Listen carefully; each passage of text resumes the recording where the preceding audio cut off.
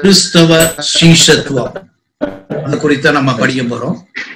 So இது community Bible study சமுதாய வேத பாட திட்டத்தின் அடிப்படையில இதை நம்ம கற்றுக்கொள்ள போறோம். இதுல வேத புதிய ஏற்பாடுல உள்ள 5 புத்தகங்களை நம்ம பார்க்க போறோம்.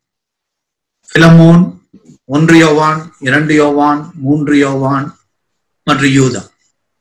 ஸோ இது 12 வாரங்களும் வாரத்துக்கு ஒரு முறை 1 மணி நேரம் நம்ம இப்படி சந்திப்போம். அதுக்கப்புறம் உங்களுக்கு நோட்ஸ் அனுப்பி வச்சிருப்போம். அதற்கு நீங்க கேள்வி இருக்கலாம், பதில் எழுத வேண்டும்.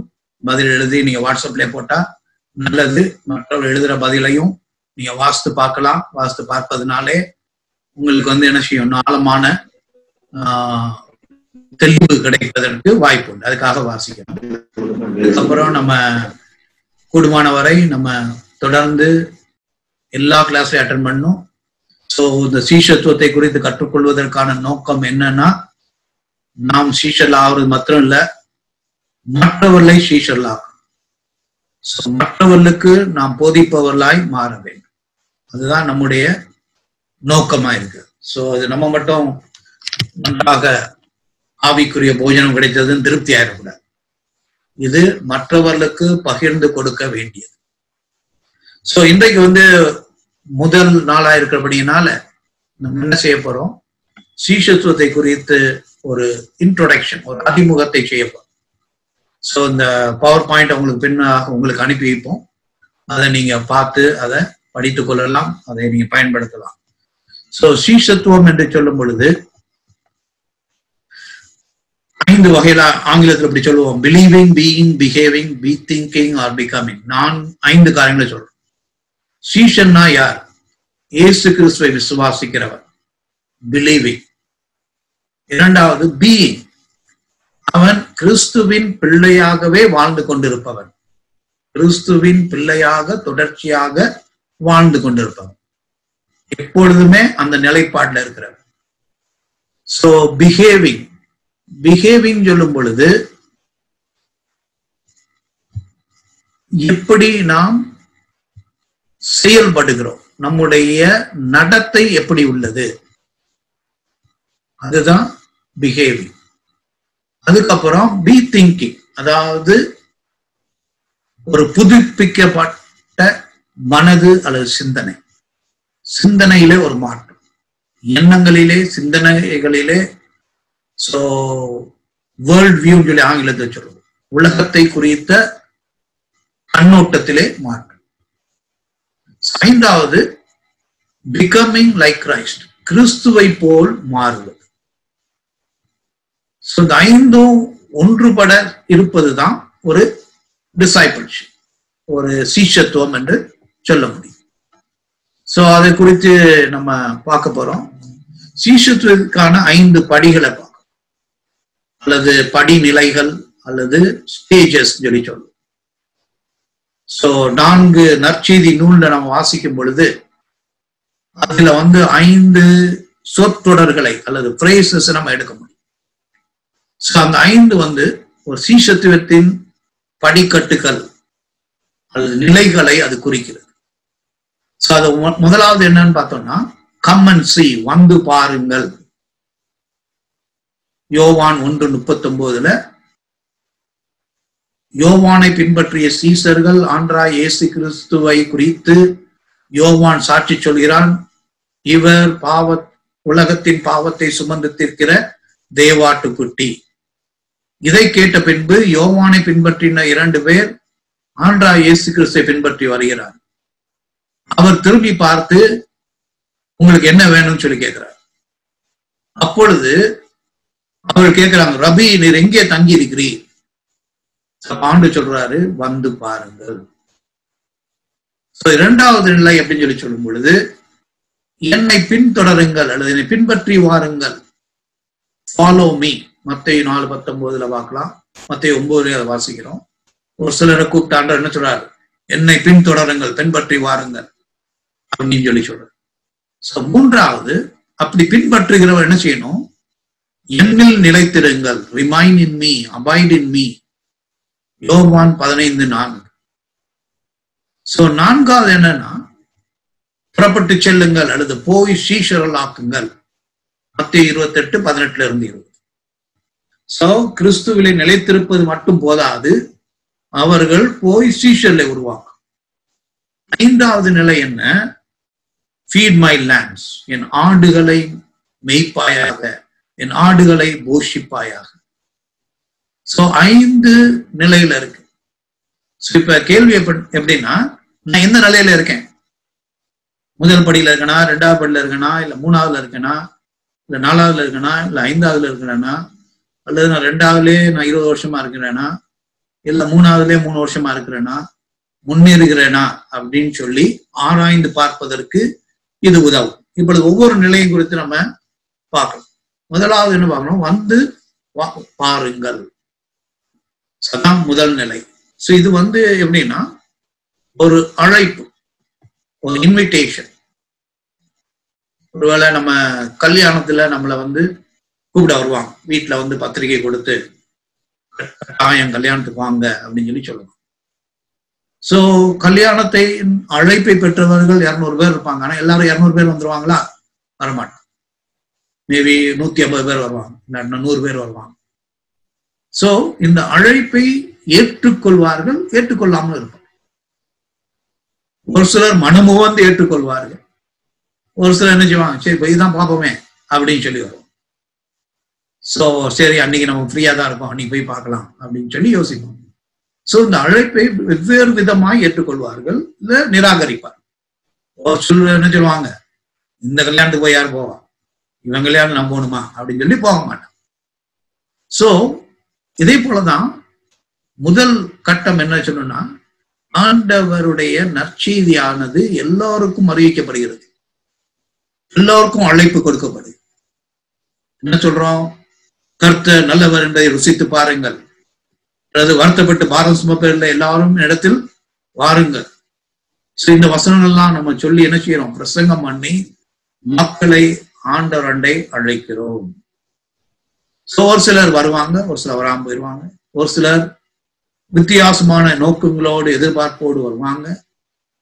சோ ஒரு சிலர் சில குறிப்பிட்ட ஆசீர்வாதங்கள் வேண்டும் என்ற நோக்கத்தோடு வருவாங்க. சுகம் கிடைக்கணும், இல்ல விடுதலை கிடைக்கணும், இல்ல எனக்கு ஆசீர்வாதம் வேணும், ஃபாரின் போகணும், இல்ல திருமணம் ஆகணும், ஏதோ ஒரு காரணத்துக்காக வருவாங்க. சோ பல காரணங்களுக்காக வருவாங்க. அவங்களுக்கு ஒருவேளை அது கிடைச்சது என்ன செய்யறோம், அது நிறைவேறினா கூட தொடர்ந்து வருவாங்களான்ற சந்தேகம். ஆனா வந்து பாருங்கள் என்று சொல்லும் பொழுது அதுல அர்ப்பணிப்பு அவசியம் இல்லை. அதே ஒரு கேஷுவலாக, அது தற்செயலாக அதை பார்ப்போம். சோ எப்படி இந்த வந்து பாருங்கள் அழைப்பு மக்கள்கிட்ட போகுது? பல விதத்துல போகுது. ஒண்ணு லிட்ரேச்சர், இலக்கியம், நற்செய்தி நூல் மூலமா போகுது, வேதாகமம் மூலம் போகுது, புத்தகங்கள் மூலமா போகுது, அல்லது ரேடியோ மூலமாக செய்தி கிடைக்குது, அந்த டெலிவிஷன்ல பார்க்கும் பொழுது ஒரு நற்செய்தியை கேட்கிறாங்க, அல்லது சோசியல் மீடியால யாராவது நண்பர்கள் கொடுக்கறதுனால அதை மூலமா கேட்கிறாங்க. பல விதத்துல வந்து பாருங்கள் என்று சொல்லி அழைப்பு மக்களிடம் செல்கிறது. சோ அதுல என்ன பார்க்கிறோம்னா, ரிலேஷன்ஷிப், உறவுகள் மூலமாகவும் போகும். பெற்றோர் தன்னுடைய பிள்ளைகளுக்கு ஆண்டை பத்தி சொல்லுவாங்க, அல்ல சண்டே ஸ்கூல் டீச்சர் அவங்க சொல்லுவாங்க, ஸ்கூல்ல படிக்கிற டீச்சர்ஸ் அவங்க மாணவர்களுக்கு சொல்லுவாங்க, நம்மோடு வேலை பார்க்கிறவர், அதுல அக்கம் பக்கத்துல இருக்கிறவங்க, நம்ம சொந்தக்காரங்க, அல்லது பெற்றோர், அல்லது ஒரு ஊழியக்காரர், மிஷனரி, அல்லது பாஸ்டர். சோ நமக்கு நற்செய்தி உறவு முறைகள்லயும் நமக்கு கிடைக்கும். அவங்க நம்மளோட பகிர்ந்து கொள்றதுனால நமக்கு கிடைக்கும். ஒரு சில நேரங்கள்ல ப்ரோக்ராம்ஸ் மூலம் ஒரு ஹீலிங் க்ரூசேட் நடத்துனாங்க, அல்லது ஒரு பெரிய கூட்டம் நடைபெறுது, அதுல கேட்பதற்குன்னு வருவாங்க, வேடிக்கை பார்க்கறவங்க ஒரு சிலர் வருவாங்க, இல்ல பாட்டு நல்லா இருக்கும்னு சொல்லி பாக்குறதுக்கு வருவாங்க. அப்படி பல நோக்கங்களோடு வருவார். சோ இந்த வந்து பாருங்கள் என்பவர்கள் ஆண்டவருடைய வல்லமையையும் மகிமையையும் காணும்படியாக வருவார்கள், அல்லது அவருடைய வல்லமையை அனுபவிக்கும்படியாக வருவார்கள். அப்படி வருபவர்கள் அடுத்த நிலைக்கு போவாங்க. அப்படி போனா என்ன செய்வாங்க? திரும்பி போயிடுவாங்க. நிறைய இடத்துல திரும்பி போயிடுவாங்க. ஆண்டா இயேசு கிறிஸ்துவோடு வந்து பாருங்கள் 2 பேர் என்ன செஞ்சாங்க? திரும்பி போயிட்டாங்க. அவரோட கூட தங்கல, ஒரு நாள் 2 நாள் இருந்துட்டு போயிட்டாங்க. ஆனா திரும்ப அவங்களுக்கு ஒரு அழைப்பு வந்த பிறகுதான் வர்றாங்க. சோ அதே போல நிறைய பேர் என்ன செய்வாங்க? 3 மாசம் வருவாங்க சர்ச்சுக்கு, இல்லைன்னா 6 மாசம் வருவாங்க, இல்லைன்னா அவங்க பெற்றோர்கள் ஏதாவது கொடுத்துருப்பாங்க, நண்பர்கள் கொடுத்துருப்பாங்க. ஸோ புதிய ஏற்பாடை வாசிப்பாங்க. ஸோ எப்படியோ ஆண்டவருடைய தொடுகை அவருடைய வாழ்க்கையில இருக்கு. அதை ஏற்றுக்கொள்வது நிராகரிக்கும் அவருடைய கையில் இருக்கு. இரண்டாவது நிலை அப்படின்னு சொல்லும் பொழுது, என்னை பின்தொடருங்கள் அல்லது என்னை பின்பற்றி வாருங்கள். சோ இது ஒரு திட்டவட்டமான தீர்மானம் எடுக்கும் நிலைமை. So a definite decisive stage. இதுல என்ன செய்ய முடியாது, சரி கூப்பிட்டாங்க போனா போகலாம் போகாம இருக்கலாம், அப்படி இருக்க முடியாது. ஏனோ தானோ என்று இருக்க முடியாது. ஆண்டவர் உன்னை பின்பற்றி வா என்று சொல்லும் பொழுது அவனுக்கு ஒரு கட்டளையை கொடுக்கிறார், நீ வா. சோ முதலாவது அழைப்பு கொடுக்கிறார். அழைப்பை நீ ஏற்றுக்கொள், நிராகரி, அதனால பரவாயில்ல. ஆனா பின்பற்றி வா என்று சொல்லி ஆண்டவர் சொல்லும் பொழுது அது ஒரு கட்டளை. சோ பேதுரு மற்றும் சீஷர்ல பார்த்து என்னை பின்பற்றி வா, மத்தேயை பார்த்து அவங்களோட ஆபீஸ்க்கே போய் சொல்றார், என்னை பின்பற்றி வா. மத்தேயு என்ன செய்யறார், எல்லாத்தையும் விட்டுட்டு வந்தார். சோ என்னை பின்பற்றி வா என்று சொல்லும் பொழுது அது ஒரு கட்டளையாக இருக்கு. அது ஒரு திடமான திட்டமான ஒரு தீர்மானமாக இருக்கு. சோ பின்பற்றி வாருங்கள் அப்படின்னு சொல்லும்போது ஆண்டவர் சொல்ல, மனம் திரும்பி என்னை ஏற்றுக்கொள்ளுங்கள் என்று சொல்ல. அது ரிப்பென்டன்ஸ், பாவத்தில் இருந்து மனம் திரும்பி இயேசு கிறிஸ்துவே இரட்சகர் என்று, இயேசு கிறிஸ்துவே நம்முடைய பாவங்களுக்காக சிலுவையில் மரித்தார் என்ற உறுதியான விசுவாசத்தோடு அவரை ஏற்றுக்கொள்ளுதல். இது ஒரு மறுபடியும் பிறந்த அனுபவம் சொல்லி. இந்த நிலைக்கு வருவதற்கு நாம் மக்களை வழி நடத்த வேண்டும். அநேகர் வழி நடத்தாதனாலதான் அவங்க வர மாட்டேங்கிறாங்க இந்த நிலைக்கு. ஒருவேளை நான் பைபிள் ரொம்ப நாளா படிக்கிறேன், நான் ரொம்ப நாளா கோயிலுக்கு போறேனே, ரொம்ப நாள் அந்த ரேடியோ நிகழ்ச்சி கேட்கிறேனே, ரொம்ப நாள் அந்த டிவி ப்ரோக்ராம் பாக்குறேனே, அவங்க என்ன செய்ய வந்து பாருங்க நிலையிலே இருக்கிறாங்க. வந்து பாருங்க நிலையில இருந்து என்னை பின்பற்றி வாங்கிற நிலைக்கு அவங்களை அழைத்து கொண்டு வர. உதாரணத்துக்கு பிலிப் என்ன செய்யறாரு, அப்போஸ்தலர் 8ஆம் அதிகாரம் அதை வாசிக்கிறோம். எத்தியோப்பியாவில் இருந்து வந்த அந்த மதத்தில் சென்று கொண்டிருந்த எத்தியோப்பிய நாட்டு பைனான்ஸ் மினிஸ்டர், அவர் ஒரு பொருளாளராக இருக்கிறார். அந்த தேசத்துக்கே ஒரு பொருளாளர். அவரை பாக்குறார். அவர் என்ன செய்யறாரு, ஏசாயா தீர்க்கதரிசன நூலை படித்துக் கொண்டிருக்கிறார். ஆனா அவருக்கு விளங்கல. இப்ப பிலிப் அவனுக்கு அதை விளக்கி சொன்ன பொழுது, தண்ணீர் வந்துருச்சே, நான் ஞானஸ்நானம் எடுக்கட்டுமா அப்படின்னு சொல்லி கேட்க. அப்ப வந்து பாருங்கள் என்ற நிலையில் இருந்த எத்தியோப்பியா தேசத்து மனிதரை பிலிப் பின்பற்றி வாருங்கள் என்ற நிலைக்கு அழைத்து கொண்டு வருகிறார். அதுதான் ஒரு ஊழியக்காரனுடைய வேலை, அதுதான் ஒரு விசுவாசிய வேலை. சரி, நிறைய மக்கள் இருக்காங்க வந்து பாருங்க நிலையில, ஆனா பின்தொடர்கள் நிலைக்கு வரமாட்டேங்கிறார். வராததுக்கு காரணம் என்ன? விசுவாசிகளும் ஊழியக்காரனும் அவர்களை வழி நடத்தவில்லை. சோ பிலிப் வழி நடத்தது போல வழி நடத்தணும். அவன்கிட்ட கேட்கணும், நீ படிக்கிறையே ஏசாயா தீர்க்கதரிசன நூல் உனக்கு விளங்குதா? இல்லையா, விளங்கல, எனக்கு யாராவது சொல்லி கொடுத்தாதான் எனக்கு விளங்கும் அப்படின்னு சொல்றான். சோ பிலிப் அதை சொல்லிக் கொடுக்கும் பொழுது அவனுக்கு விளங்கிச்சு. அதே போல நிறைய பேரு ஆர்வம் இருக்கும், ஆசை இருக்கும், ஆனால் சத்தியம் விளங்காமல் இருக்கும். அவங்களுக்கு கற்றுக் கொடுக்க வேண்டியது நம்முடைய பொறுப்பு. சோ பின்பற்றி வாருங்கள். இந்த நிலையில எப்படி இருக்குன்னா, இதுதான் ஆவி, ஆத்மா, சரீரம். வேதத்துல நம்ம அடிக்கடி வாசிக்கிறோம், ஆவி, ஆத்மா, சரீரம். அதாவது பாடி, சோல் அண்ட் ஸ்பிரிட். சரீரம் என்பது உலகத்தோடு கூட உறவு கொள்வதற்காக நாம் வைத்திருப்போம். அதான் சரீரம். கண் இருக்கு, மூக்கு இருக்கு, வாய் இருக்கு, கை இருக்கு, கால் இருக்கு. இதெல்லாம் கொண்டு என்ன செய்யறோம், உலகத்தோடு கூட தொடர்பு கொள்கிறோம். சோ ஸ்பிரிட், ஆவி என்று சொல்லும் பொழுது தேவனோடு கூட தொடர்பு கொள்வது கொடுக்கப்பட்டது. அது ஆண்டவரோடு கூட உறவு வைப்பது. அதுதான் ஆவின்னு சொல்லி சொல்றோம். அந்த ஆவி மரித்து போனது. எப்ப மரித்து போனது? ஆதாம் பாவம் செய்யும் பொழுது ஆவி மரித்தார். சரீர பிரகாரமாய் சாகவில்லை, அவன் ஆவி பிரகாரமாய் செத்தான். சோ ஆத்மா என்று சொல்லும் பொழுது உள்ளான மனிதன், பர்சனாலிட்டி, ஆள் தத்துவம் சொல்லும். அதுல 3 காரியங்கள் உண்டு. ஒண்ணு விருப்பம் அல்லது சித்தம், அதாவது வில்லுன்னு சொல்லுவோம் ஆங்கிலத்துல. 2வது எமோஷன்ஸ், உணர்வுகள். 3வது என்ன சொல்லுவோம், மைண்ட். மைண்ட் என்று சொல்லும் பொழுது அது சிந்தனை, எண்ணங்கள். சோ இவைகள் உள்ளடக்கியதான் உள்ளான மனிதன். சோ ஒரு மனிதன் ஆண்டவராகிய இயேசு கிறிஸ்துவை ஏற்றுக்கொள்ளும் பொழுது அவன் மறுபடியும் பிறக்கிறான்னா ஆவிக்குரிய பிரகாரமாய் மறுபடியும் பிறக்கிறான். அதற்கப்பதான் ஆவியோடும் உண்மையோடும் ஆண்டவரை தொழுது கொள்ள முடியும். அவன் ரட்சிக்கப்படலன்னா ஆண்டவராகிய இயேசு கிறிஸ்துவை ஏற்றுக்கொள்ளவில்லை என்றால் அவன் ஆவியோடும் உண்மையோடும் ஆண்டவரை தொழுது கொள்ள முடியாது. ஏன்னா அவன் மறுபடியும் பிறக்கல, உயிர்ப்பிக்கப்பட. சோ ஒருவன் ஆண்டவராகிய இயேசு கிறிஸ்துவை விசுவாசிக்கும் பொழுது ஆண்டவர் என்ன சொல்றாரு, நான் இதோ வாசப்படுகிறேன் என்று கதவை தட்டு, ஒருவன் என்னுடைய சத்தத்தை கேட்டு இருதயத்தை திறந்து அவன் உள்ளுக்குள் வந்து வாசம் செய்வேன். அப்பதான் ஆவியின் பிரகாரமாய் மறுபடியும் பிறக்கிறான், உயிர் பெறுகிறான்.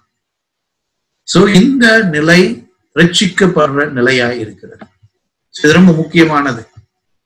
சோ அப்படி வர்றவங்க என்ன செய்யணும், அவங்களுடைய வாழ்க்கையில ஒரு சில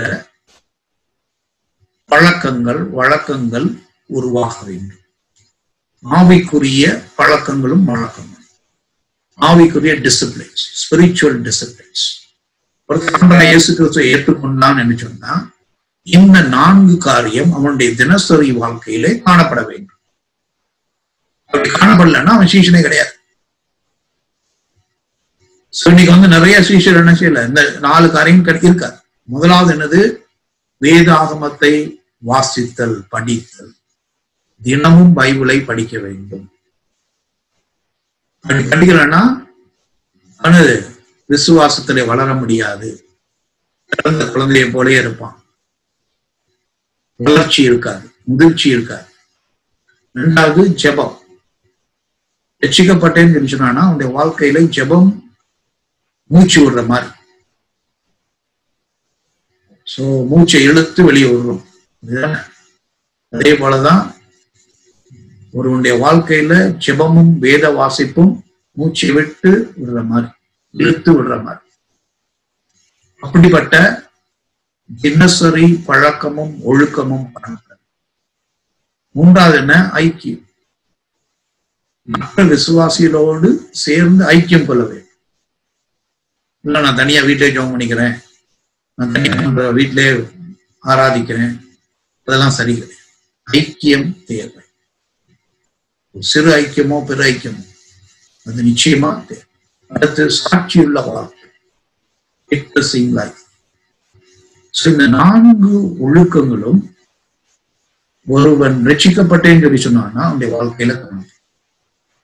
ரட்சிக்கப்பட்டேன் அப்படின்னு சொல்லி சொன்னாங்கன்னா நீங்க கேள்வி கேட்கலாம், நீ பைபிள் படிச்சியா, இன்னைக்கு ஆண்டு உன்னோட கூட என்ன பேசினாரு, நீ ஜெபம் பண்ணியா, என்ன காரியத்துக்காக ஜெபம் பண்ண, அப்படி கேட்கும்போது தெரிஞ்சு போயிடும் அவங்க ஆவிக்குரிய காரியங்கள்ல எந்த நிலையில் இருக்கிறார்கள் என்று கண்டுபிடிக்க முடியும். சோ இந்த 4 ஒழுக்கங்களும் ஃபாலோ மீ ஸ்டேஜ்ல. சோ பைபிள் ஸ்டடி அப்படின்னு சொல்லி இந்த 4 காரியங்கள்லயும் ஜெபம் எப்படி செய்யணும் அப்படின்னு சொல்லி வேதத்துல வாசிக்கும் போது நிறைய காரியங்கள் சொல்லப்பட்டிருக்கு, அதையும் பார்க்க போறோம். அதுக்கு முன்னாடி அந்த வேத வசதியின் முக்கியத்துவம் அப்போஸ்தலர் 17:1 சொல்லப்பட்டிருக்கு.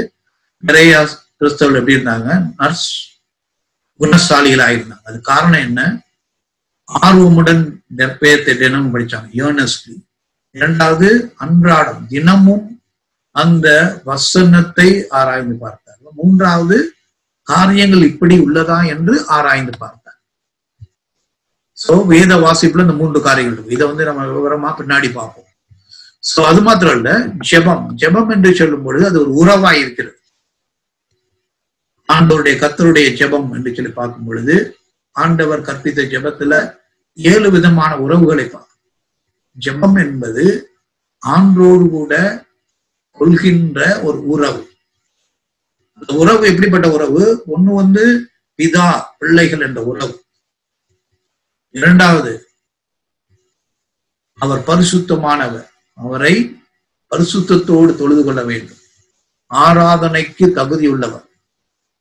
அவர் அவருடைய பிள்ளைகள் மட்டும் அல்ல, அவரை ஆராதிப்பதற்காக தெரிந்து கொள்ளப்பட்டவர்கள். மூன்றாவது, நாம் அவர் ராஜ்யத்தின் குடிமக்கள், அவருடைய நித்திய ராஜ்யத்தின் குடிமக்கள். சோ நான்காவது என்ன பார்க்கிறோம்? அவர் நம்முடைய எஜமான், நாம் அவருடைய சித்தத்தை செய்கின்ற வேலைக்காரர். அது மாத்திரமல்ல, அவர் நமக்கு எல்லா காரியங்களையும் கொடுப்பவர், அளிப்பவர். நாம் தேவை உள்ளவர்களாய் இருக்கிறோம். ஆதாரம் தேவை, ஆசீர்வாதம் தேவை, நன்மை தேவை, பாதுகாப்பு தேவை, பலவிதமான தேவை. அது மாத்திரமல்ல, அவர் நம்மை மன்னிக்கிறவர், நம் பாவியனாய். தொடர்ந்து அவர் என்ன செய்கிறார்? நம்மை கல்வி சுத்தியத்தை கொண்டிருப்பார். அது மாத்திரமல்ல, அவர் நம்மை விடுவிக்கிறவராய் இருக்கிறார், வழுவாமல் நம்மை காக்கிறவராய் இருக்கிறார். சோ இந்த 7 விதமான உறவுகளை நாம் தினமும் அனுபவிக்கிறோம்.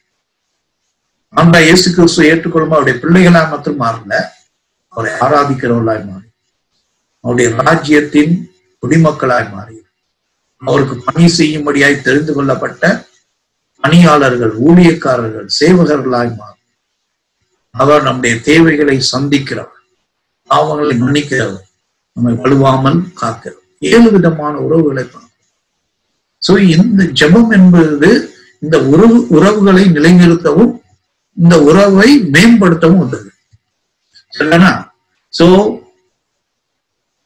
ஒன்றிணைந்து இருக்கிறது, அது ரொம்ப முக்கியம்.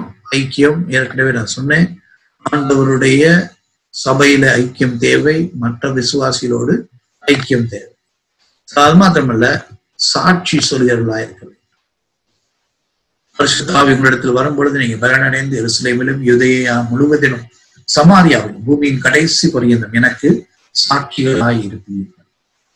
அவர் குடும்பத்துல சாட்சி சொல்லணும், அக்கம்பக்கத்தில் உள்ளவங்களுக்கு சாட்சி சொல்லணும், வேலை பார்க்கிற இடத்துல சாட்சி சொல்லணும், அவங்களோடு படிக்கிறவர்கள் மத்தியிலே சொல்லணும்.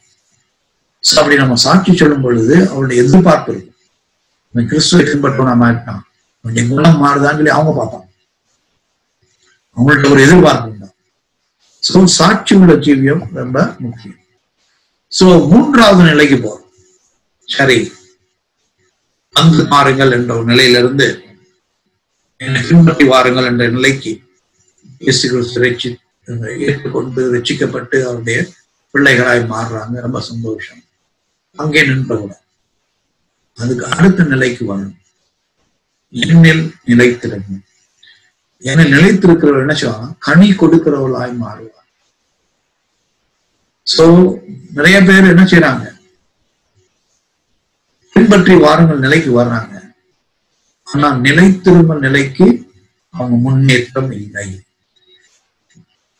அதோடு நின்றாங்க. அதாவது ஒரு சிலர் என்ன செய்வாங்க? ஸ்கூலுக்கு போவாங்க, 5ஆம் கிளாஸ் வரைக்கும் படிப்பாங்க, அதோடு நின்றுவாங்க, படிப்பாங்க. சோ கேட்டா இவ்வளவு படி போதும் அப்படிமா. ஒரு சில 10ஆம் கிளாஸ் வரைக்கும் படிப்பாங்க, கேட்டா A லெவல் O லெவல் வரைக்கும் படிப்பாங்க, அவ்வளவுதான். அதுக்கு மேல படிக்கணும்னு சொல்லி ஆகும். ஆனா நிலைத்திருங்கள் என்று சொல்லும் பொழுது நான் முன்னேறி கொண்டே போகிறது, வளர்ந்து கொண்டே போகிறது. சோ கிறிஸ்துவ நிலைத்திருக்கும் பொழுது நாம் வளர்ந்து கொள்ளும். சோ இதுல 3 விதமான வாழ்க்கையை நம்ம பார்ப்போம். ஒன்று விக்டோரியஸ் லைஃப், ஜெயம் கொள்ளுகிற வாழ்க்கை அல்லது வெற்றி கொள்கின்ற வாழ்க்கை. இரண்டாவது அபண்டன்ட் லைஃப், நிறைவான கிறிஸ்தவ வாழ்க்கை. சோ மூன்றாவது கனி நிறைந்த கிறிஸ்தவம், ஃப்ரூட்ஃபுல் கிறிஸ்டியன் லைஃப். சோ இந்த 3ம் ரொம்ப முக்கியமானது. முதலாவது என்ன பார்க்கிறோம்?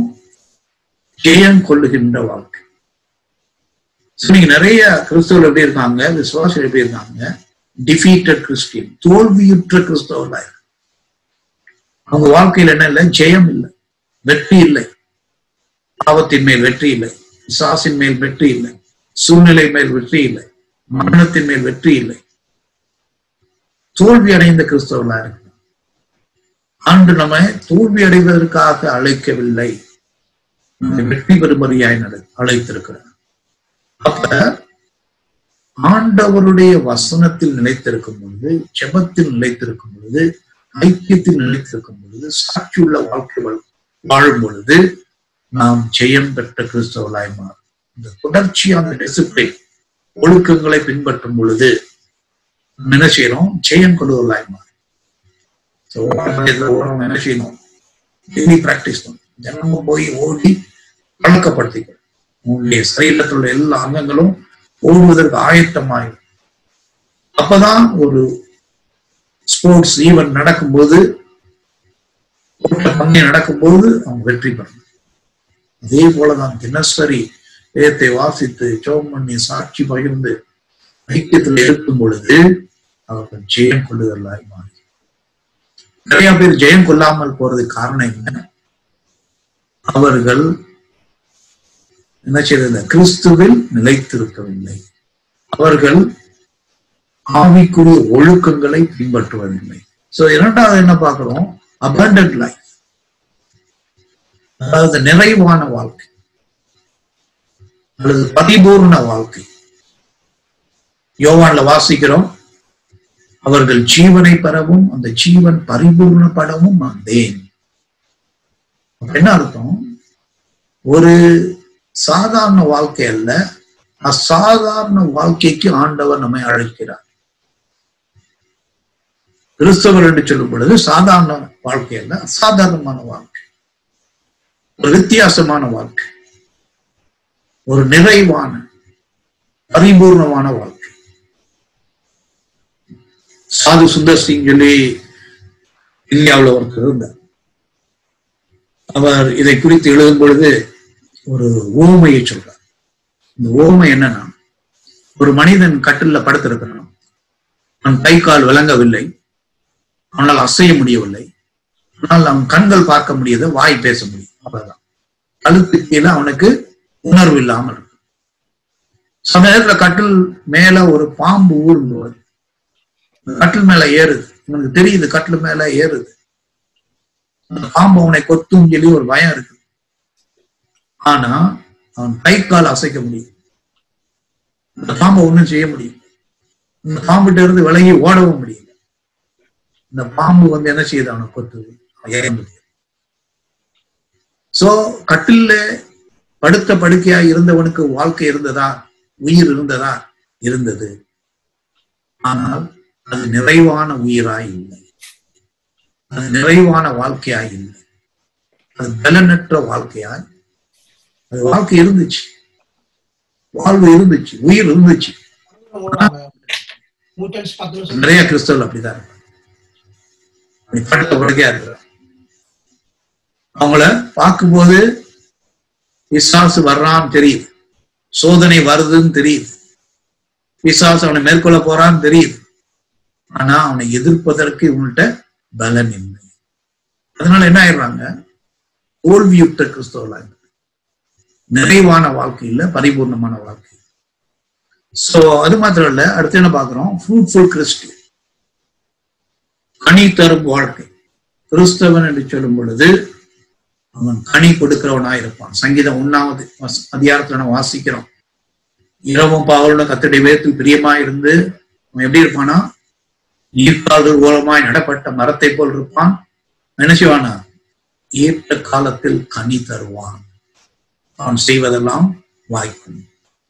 கலாத்தியர் 5:22-23 என்ன சொல்லப்பட்டிருக்கு? ஆவிக்குரிய ஆவியின் கனி.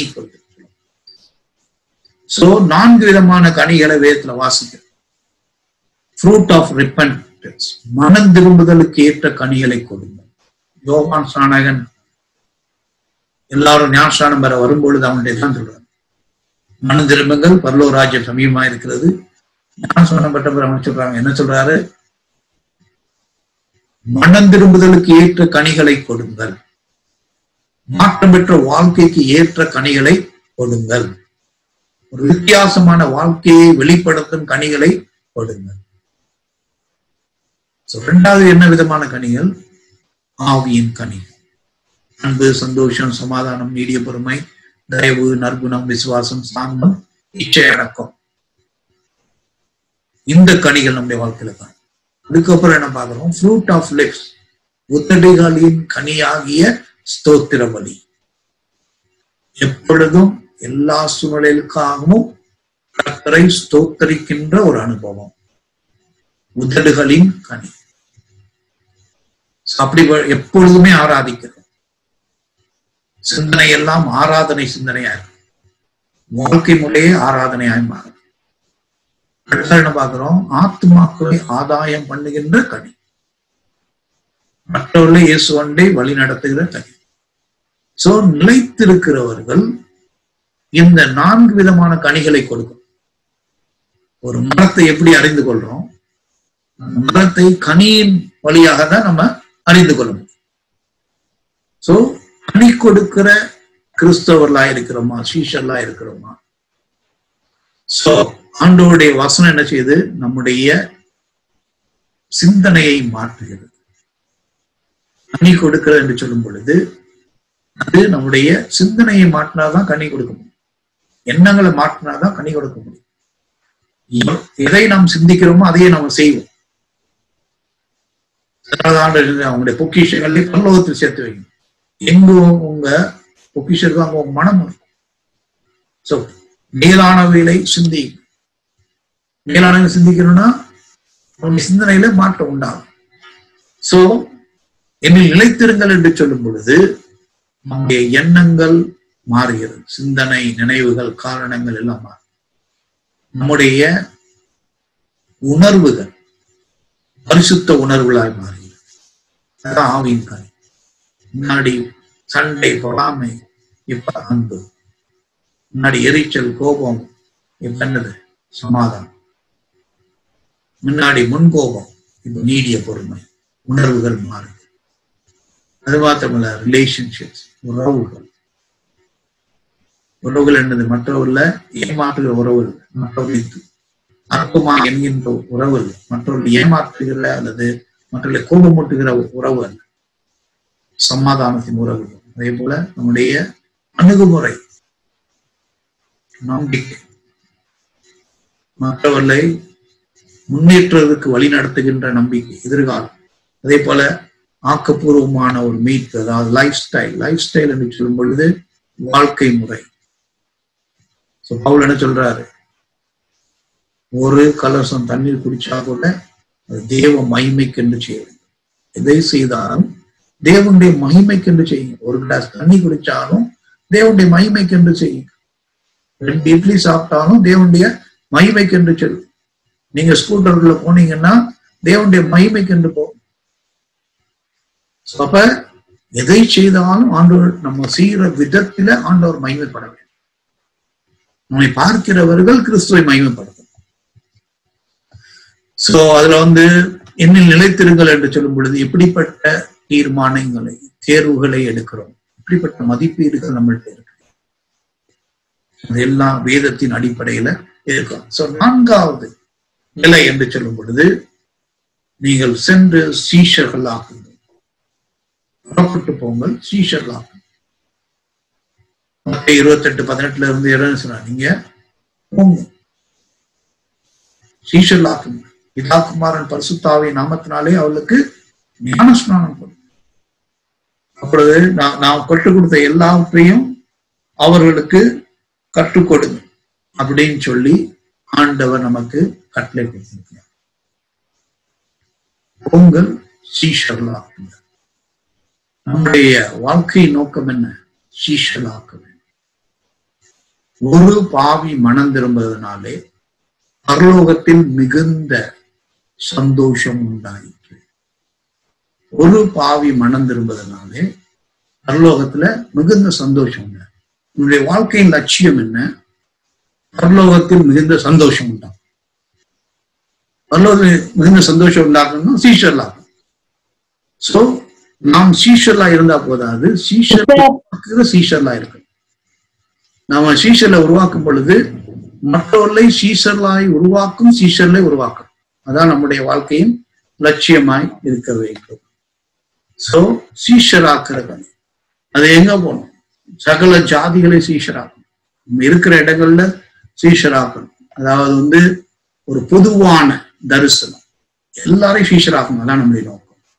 அதே சமயத்துல ஒரு ஸ்பெசிபிக், ஒரு குறிப்பிட்ட இடத்துல நான் வாழ்கின்ற என்னுடைய பகுதியில நான் சீஷராக்கணும், அல்லது நான் வேலை பார்க்கிற இடத்துல நான் சீஷராக்கணும், அல்லது நான் படிக்கிற இடத்துல நான் சீஷராக்கணும்.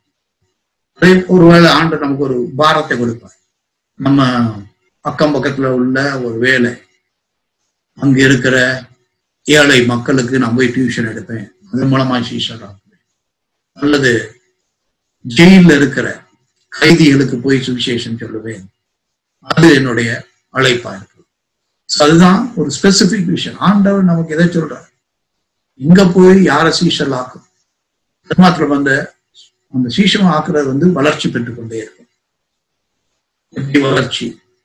இன்னைக்கு 10 சீஷல் உருவாக்கிட்டோம், நம்ம என்ன செய்யணும்? 10 சீஷல், இன்னொரு 10 சீஷல் உருவாக்குவதற்கு அவங்களுக்கு ஊதிக்கும், பயிற்சி கொடுக்கும். இந்த மாதிரி அவர்களை வளர்த்து அடுத்த நிலைக்கு கொண்டு வர வேண்டும். சோ நிலை 5 பார்க்கிறோம், என் ஆடுகளை போஷியுங்கள், feed my lambs. இது எங்க பாக்குறோம்னா யோவான் 21ஆம் அதிகாரத்தை வாசிக்கும். பேதுரு ஆண்டவரை மறுதலித்து அதுக்கப்புறம் இயேசு உயிர் தெழுந்த பின்பு அங்கு வருகிறார், கலிலேயா கடலோரமா சோ இவங்க எல்லாம் போய் மீன் பிடிக்க போயிட்டாங்க, அவங்களுக்கு ஒரு அற்புதத்தை செய்யறார், வர்றாங்க. வரும்பொழுது ஆண்டவர் 3 முறை கேட்கிறார், நீ நேசிக்கிறாய், நேசிக்கிறன்னு என்ன செய்யணும்? என் ஆடுகளை போஷிப்பாயா, என் ஆடுகளை மேய்ப்பாயா. அப்ப ஆண்டவருடைய பிள்ளைகளை குறித்த அக்கறை கரிசனை வேண்டும். நான் இன்னைக்கு ஆண்டவருடைய பிள்ளை ஆயிட்டேன், நான் என்ன செய்யணும்? புதிதாய் வருகிறவர்களுக்கு போஜனம் கொடுக்க வேண்டும், ஆண்டவருடைய வசனத்தை கொடுக்க வேண்டும். நான் இன்றைக்கு ஆண்டவராக இயேசு கிறிஸ்து ஏற்றுக்கொண்டேன், என்னுடைய பிள்ளைகளை ஆண்டுக்குள்ள வளர்ப்பிக்கணும், அவர்களை போஷிக்கணும். சோ அவர்களை போஷிப்பது நம்முடைய கடமையா இருக்கு, ஆண்டுகளை போஷிப்பார். சோ இது இன்னொரு வசனம் சொல்லப்பட்டிருக்கு, சங்கீதம் மத்திய 28:18-20 என்ன சொல்றது? நீங்கள் புறப்பட்டு போய் சீஷர்களாக்கி பிதாகுமார பரிசுத்த ஆவியின் நாமத்தினாலே ஞானஸ்நானம் கொடுத்து, அதோட நம்ம வேலை முடியல. அதுக்கப்புறம் என்ன செய்யணுமா? நான் உங்களுக்கு போதித்தவைகளை அவர்கள் கீழ்ப்படியும்படியாக அவர்களுக்கு கற்றுக்கொடும். நிறைய பேர் என்ன யோசிக்கிறான்? ஞானஸ்நானம் கொடுத்தா முடிஞ்சு போச்சு, நம்ம ஞானஸ்நானம் கொடுத்த பிறகு வேலையை ஆரம்பிக்கும். சான்று எவ்வளவு நாட்கள் சீஷல் கற்றுக் கொடுத்தார்? 3 ஆண்டுகள் சீஷல் கற்றுக் கொடுத்தார். அப்படி இருந்தும் ஆண்டவர் மறிக்கும் போது, உயிர் தெழுந்த போது கூட அவங்களுக்கு வழங்கல. சோ அப்ப 3 வருடம் அவரோடு கூட வாழ்ந்து கற்றுக் கொடுத்த சீஷர்களே கற்றுக்கொள்ள முடியும். அப்ப நம்ம எவ்வளவு ஆண்டுகள் அவங்க கற்றுக் கொடுக்கணும்? சோ அது ஒரு பெரிய கடமை. அவர்களை தொடர்ச்சியாக உற்சாகப்படுத்தி கிறிஸ்துவுக்குள் அவளை நிலைத்திருக்கும்படியாக அவளுக்கு போஷித்துக் கொண்டே இருக்கணும். நீங்க நிறைய பேர் எப்படி இருக்காங்க? அரைகுறை சீசன்லாம் இருக்கிறாங்க, ஆஃப் பேக் டிசைபிள்ஸ். எப்படி அரைகுறையா இருக்கிறாங்க? 2வது ஸ்டேஜ்ல பின்பற்றி வாருங்கள் ஸ்டேஜ்ல, ஒரு சில நிலைத்திருங்கள் ஸ்டேஜ்ல. சோ ஒரு சிலர் என்ன செய்யறாங்க? அதுக்கு மேல முயற்சி செய்து நம்மளோட சீஷலாக்குறாங்க. சீஷலாகி ஞானஸ்நானம் கொடுத்து மறந்து போயிடுறாங்க. நம்ம என்ன பண்ணணும்? 5 நிலைகளிலும் கடந்து வர வேண்டும். ஆண்டவர் நம்மிடத்திலிருந்து எதிர்பார்க்க. சோ நம்ம இந்த நிலையில இருக்கிறோம். முதல் நிலையில இருக்கிறோமா, 2வது நிலையில இருக்கிறோமா, 3வது நிலையில இருக்கிறோமா? அதே போல நமக்கு தெரிந்தவர் நம்முடைய குடும்பத்தில் அவங்க என்ன நிலையில இருக்கு? நீங்க பெற்றோர்களா இருந்தா அவங்க பிள்ளைகள் என்ன நிலையில இருக்கு? நல்ல நீங்க சபை போதகரா இருந்தா உங்களுடைய சபையில வர்ற மக்கள் ஒவ்வொருவரும் எந்த நிலையில இருக்கிறார்? அதாவது நீங்க சண்டே ஸ்கூல் டீச்சர்னா சண்டே ஸ்கூல்ல வர பிள்ளைகள் ஒவ்வொருவரும் என்ன நிலையில இருக்கிறார்? யூத் லீடர்னா உங்களுடைய சபையில இருக்கிற உங்களுக்கு கீழே வர்ற வாலிபர்கள் எந்த நிலையில இருக்கிறார்? எப்படி ஒரு நிலையில இருந்து அடுத்த நிலைக்கு கொண்டு போறது, எப்படி அவங்களை வழி நடத்துறது. இப்ப நீங்க 5வது ஸ்டேஜ்ல இருந்தாதான் நீங்க 5வது ஸ்டேஜுக்கு மக்களை கொண்டு வர முடியும். நீங்களே 2வது ஸ்டேஜ்ல இருந்தா அவங்களை 3வது ஸ்டேஜுக்கு கொண்டு போக முடியாது. தூக்கி அவங்கள மேல கொண்டு போக முடியாது. மேல இருந்தீங்கன்னா கை கொடுத்து அவங்கள கீழே இருக்கிறவங்க மேல கொண்டு வர முடியும். சோ கீழே இருந்துட்டு ஒருத்தவங்க மேல தள்ள முடியாது. அதனால நாம் இந்த நிலையில இருக்கிறோம், நாம் வளர்ந்திருக்கிறோமா படிப்பாங்க. சோ 5 விதமான நிலை. இந்த மாதிரி ஒரு இது போட்டோம்னா, ஒரு டேபிள் போட்டோம்னா, நான் இந்த நிலையில இருக்கிறேன் அப்படிங்கிறத நீங்க டிக் பண்ணுங்க. அடுத்த நிலைக்கு போறதுக்கு நான் என்ன செய்யணும், என்ன தீர்மானம் எடுக்கணும், என்ன முயற்சிகள் எடுக்கணும் அப்படிங்கிறத நீங்க ஆராய்ந்து பார்க்க வேண்டும். ஆராய்ந்து பார்த்தீங்கன்னா என்ன செய்யலாம், நல்ல ஒரு சீஷலாய் நீங்களும் உருவாக முடியும், மற்றவர்களையும் உருவாக்க முடியும். ஆண்டவர் என்ன செய்யறாரு, நம்மை அவருடைய சீஷர்களாக வேண்டும் என்று சொல்லி விரும்புகிறார்.